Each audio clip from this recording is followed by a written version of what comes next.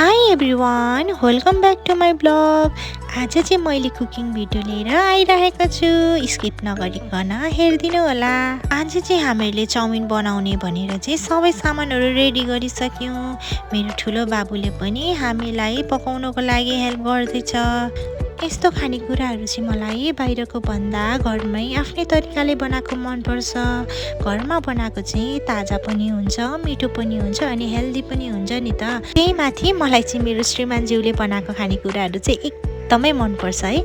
उहाँले चाहिँ हरेक कुराहरू ख्याल राखेर एकदमै याद गरेर है सानो सानो कुराहरू चाहिँ नोटिस गरेर एकदमै भारी कुराहरू बनाउनुहुन्छ अनि एकदमै मिठो पनि हुन्छ है।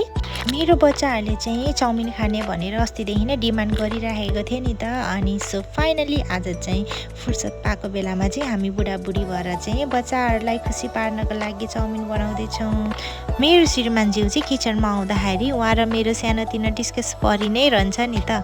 उहाँलाई चाहिँ सबै कुरा एकदमै पर्फेक्ट चाहिने भएर कुरा गर्दा गर्दै सबै सामानहरू पनि रेडी गरिसक्यौँ। अब यो चाउमिनमा हाल्ने ससहरू भेनिगरहरू पनि हालेर मजाले मोल्दैछौँ। हेर्दै यम्मी एकदमै खामखाम लाग्दो भएको थियो। मलाई चाहिँ देखेर एकदमै भोक लागेको थियो है।